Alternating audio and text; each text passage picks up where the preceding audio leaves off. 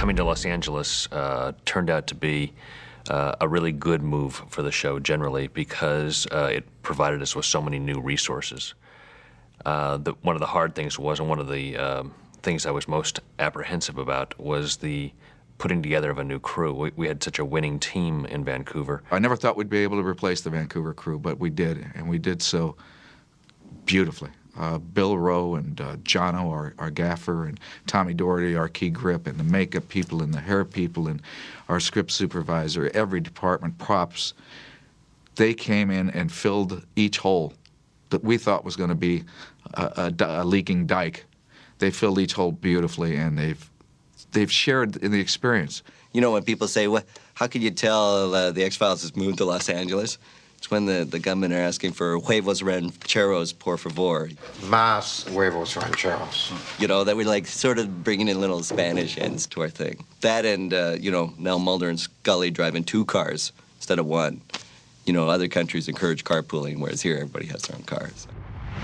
We brought back the character of Gibson Praise, the young chess prodigy, and his ability to communicate his alien physiology, if you will, became something that was now not just a danger to him, but a danger to all. Whatever he is, whatever gives him the ability to do what he does, he's your scientific evidence. It's just like we said. He could be the key to everything in the X-Files. In the beginning, that was shocking. There is a call for an alien to be swimming in a nuclear power plant and shed his skin. Thinking, yep, this is a challenge. So we built part of a nuclear reacting plant on our stage, filled it with water, got that alien to go swimming. We'd have an alien with an alien on top of it, a skin of an alien, and have it dissolve underwater on cue. And actually, we got an actress that we'd worked with several times. I'd worked with her initially on Cocoon when I worked at Greg Hanham's. Wendy Cook was like very, very waif-like, very skinny, and had a really unusual physique. And we were lucky enough to get her on the show. And we just did makeups on her with very minimal makeup, just finger extensions, and colored her and airbrushed her to look like the gray alien. And we had one of our guys who's scuba certified, I think Greg Solomon, was in there with a squirt gun underwater, actually squirting the pieces of the skin off, you know, on cue, which worked surprisingly well. It was great for the crew because they had a lot of different X-Files elements in the beginning to cut their teeth on, to learn how to shoot the X-Files. And to their credit, they did one episode after that with Robbie Bowman called Drive. And by the 3rd episode, which was Triangle, they were an X-Files crew. When Chris first presented the idea of shooting an episode similar to Alfred Hitchcock's Rope, where there were no noticeable edits, it was continuous action. We figured that that would probably change a little bit. It didn't seem really plausible that we would do that. But as Chris brought his vision to everybody else, we started to realize how it could happen. And I said, wouldn't it be great, since we have 44 minutes of programming time, if we just did an episode where we did one 11-minute take, or 4 11-minute takes, and put it all together. And everybody looked at me like I was nuts. What was big for Chris, and maybe for me, was to have everybody understand that the camera is always moving. And people weren't used to, well, how do we go from scene to scene to scene if the camera's always moving? Well, you pass through a curtain, and you use that as a cut. Excuse me.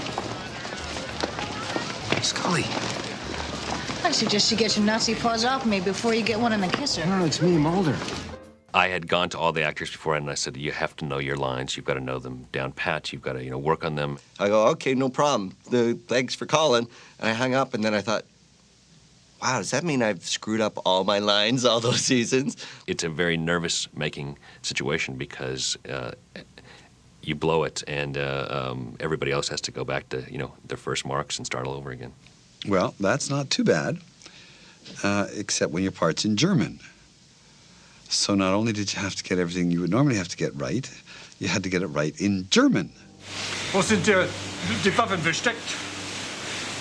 No sprechen. Die Waffen haben Sie an Bord, nicht? I don't speak Nazi. Fortunately, I went to school in Germany for a couple of years, so I had a pretty good grasp of the language. Dieser Mann ist ein Amerikaner. Es heißt, Sie wollen mehr Leute an dem Krieg beteiligen. But at one point, there was a line that I was saying, and I didn't understand why I was saying it, and because it didn't make sense in the context of the scene. So I went to Chris and I said, "Why am I saying this?" And he said, "Well, what are you saying?" And I told him, and he goes, "Why are you saying that?" I said, "Because that's what's in the script." And he goes, "That doesn't make any sense." And then he told me just to go ahead and make up something that made sense.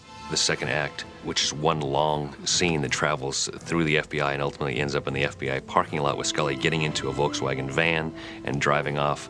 There were the set decorator and the props people were, when the elevator doors would close in that scene, they'd run and they'd redress the scene, and when the elevator doors would open again, you would never know that they had been there, but in the dailies you can actually hear them hustling off camera when those doors close and hear the movement as they just barely would make it before the scene would start again with the opening of the elevator doors. If a guy got punched or something, I'd literally be off camera and jump in as the camera was facing another way and quickly like put a slash on him with some blood, and then the camera would come back so it looked like it just started to, bleed.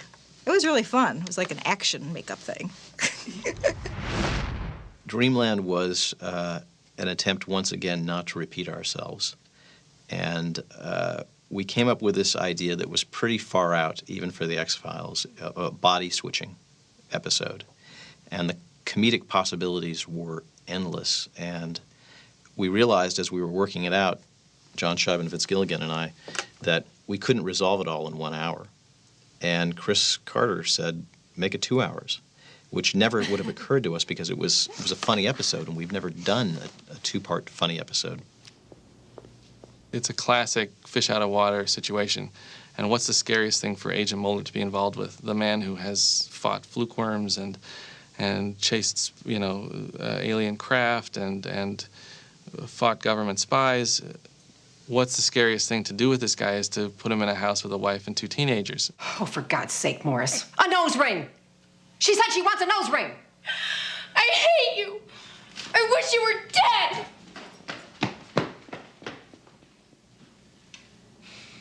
Well, my work here is done. Dreamland. That's where Mulder and Michael McKean changed bodies. Will you please stop trying to pick a fight with me? Mulder, you are acting bizarre. Jealous?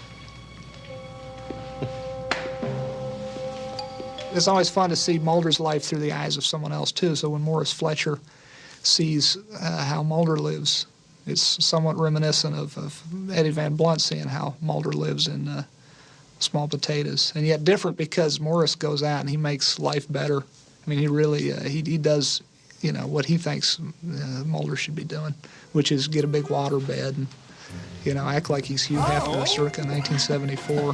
Whoa. Mulder. Maybe I like to read the New York Times backwards. The Marx Brothers dance, as far as I know, it's only the 3rd time it's been done in film. The Marx Brothers did it in Duck Soup. And then Chico and Lucy did it on the I Love Lucy show. And then I think David and Michael, as far as I know, it's only the 3rd time it's been done. And we hired a choreographer, and we built, there was no trickery in that. That was the 2 guys mirroring themselves. Well, they rehearsed it for 4 or 5 days, and we built the closets. We had the mirrored frames in, but there was no mirrors in it. It was a double set, so that there was 2 sets. And the guys got that, I think it was take 12. They got it just almost perfect. Morris, what are you doing? We had been spending a lot of Fox's money. In the 6th season, we were learning how to do the show in LA, and it was expensive and time-consuming, and we kept promising them we were going to do an episode that would save them a lot of money. We were going to do something that took place in one room. And these are always a challenge because you've got to figure out how to tell an X-File, which usually has a lot of movement, a lot of procedural quality to it. You've got to figure out how to stage a scary story in a confined space. Corey Kaplan, our set designer, built this wonderful, wonderful set in which you're supposed to go from one room into another room, and it's the same room, which was quite a challenge to pull off a room like that. It had bookshelves where the books would fly out, trapdoors. It was great fun. Ed Asner and Lily Tomlin really came to the plate on that. This pop psychology approach is crap. All it does is annoy them. When's the last time we actually haunted anyone? When was the last time we had a good double murder? Not since the house was condemned. There were a couple of very elaborate effects, and they required very precise camera moves, green screen, special makeup. Ed Asner had a fluorescent orange hole on his head for most of a scene, which was kind of comical in itself, which would later be turned into a visual effect. Lily Tomlin had the same thing. She had a hole placed, I think it was orange too, on her nightgown here that would be a special effect. So it looked rather ridiculous in the shooting of it, but I think the effect in the end was terrific. Look at this. We had to do mummified corpses, actually, they're here. One of Scully and one of Mulder back there. We had to do these mummified corpses of them. And for this, we requested the live casts that Toby in Canada had originally made of them on the show previously for some other effects or makeups that he had done. And from that, we made clay replicas of them and actually just carved away on their faces. We wanted to retain a subtle amount of their features. It was one of those things where initially in meeting with Chris, he wanted them to be initially recognizable as them. Then he wanted them to be kind of a 50-50 thing, where when you first saw them, you didn't quite recognize them. Oh, Scully. That's us.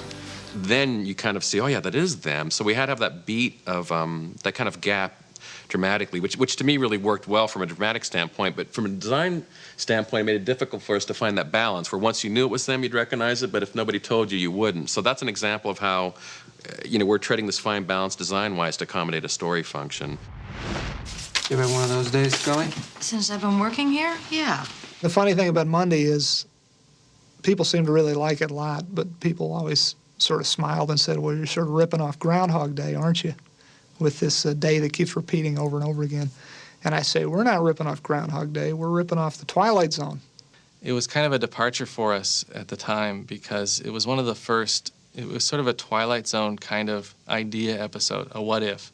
And we usually, in X-Files, it's usually what's the case. And here's a case that Mulder doesn't even know is a case. He doesn't even know what's going on because he's repeating the same events over and over again.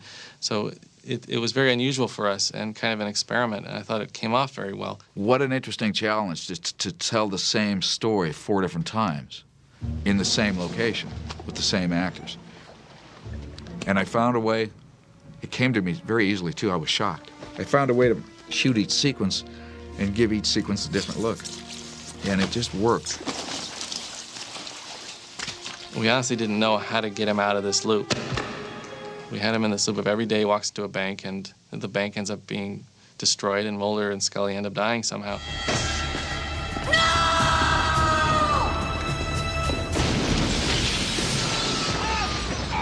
We'd already written 3/4 of it and didn't know how we were going to get out of it. It was a Saturday afternoon and Vince was doing some rewriting and I was sitting with Frank in his office looking at the storyboard covered with cards except blank ones at the end. How the hell do we get him out of here? And I remember Frank, it's one of those things where you'll talk about it for days and talk about it and talk about it and talk about it and then you walk away for 5 minutes and you come back and somebody has the answer. And Frank turned to me and said, he makes himself remember. He's got a bone, he's got a bone, he's got a bone, he's got a bone, he's got a bone, he's got a bone, he's got a bone. And we started shooting, I think that the day after that, so it was nice to have an ending to the story when production started. The mythology had gotten so thick and dense and so many conspiracies and betrayals that after a while the episodes become too talky and too tough. I mean, even the fans were having trouble keeping up with these episodes. My mother's been gone for almost a year. She turns up in a train car where she's been operated on by a group of doctors who were burned alive. I just want the truth. The truth is out there, Agent Spender. Maybe you should find it for yourself. We thought, are we going to carry on with this conspiracy and continue to complicate it? Or are we just going to do something no one expects and go ahead and blow up the conspiracy? And that seemed like the far more interesting path to take. And so what we attempted to do in Two Fathers and One Son was answer more questions, and we drew back to the very beginning, to the pilot episode of The X-Files with this alien fetus that had provided genetic material that was crucial to the project, and bring it all to an end, which is what we did. We killed off the members of this syndicate and left the cigarette-smoking man with his life's work in ruins. This is the story that Chris Owens tells, how he finds out. Because the script came, One Son came, with a couple pages missing. And those pages were what happens to Agent Spender. So Chris Carter calls Chris Owens, and they're talking on the phone, and he goes, yeah, listen, I don't want you to, be upset or anything, but you get shot in this episode. But they don't find a body, so, you may come back, because that's the beauty of X-Files. Nobody really dies on the X-Files. Yes, you see them shooting and writing names of blood, but it doesn't mean you're dead, per se. I came here hoping otherwise. Hoping that my son might live to honor me. Like Bill Mulder's son. He hangs up the phone, and silently, under the door, slips the the one scene where he gets shot. It's just quietly slipped under his door, like the courier was just listening at the door for Chris to tell him before he actually gives him the information. And slightly, it just like, shh, and then he just like looks at it and thinks, oh my God, I'm in an X-Files episode. How creepy is this? You can look at the show as pre Two Fathers, One Son, post Two Fathers, One Son. A new conspiracy really developed after these two episodes, and while it became its own independent conspiracy, we see that there was a connection between the two. Why were you with him last night? He called me. I found him in a university stairwell. He could barely speak. He said I was the only one who'd believe him. About an artifact. You're a liar. The relationship between Fowley and Scully is a lot of fun, actually, because clearly Scully doesn't like her, doesn't trust her, feels threatened by her, is definitely threatened by Diana's past with Mulder. Thank you for coming. He was asking for you last night.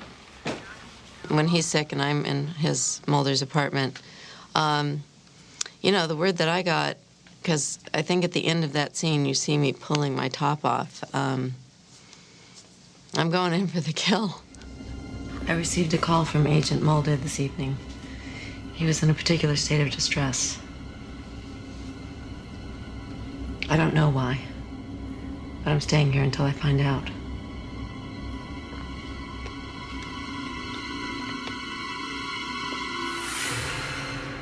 I actually met a man very early on during the course of the X-Files, and I told him what I was doing, and he told me that he was one of the people responsible for leading the U.S. project to map the human genome.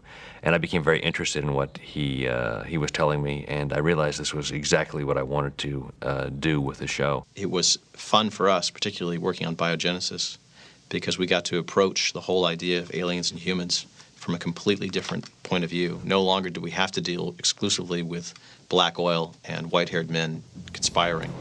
We could say, what if there was a spaceship that washed ashore in Africa, and this spaceship contained passages from the Bible and the Quran and all these religious texts? What would that mean?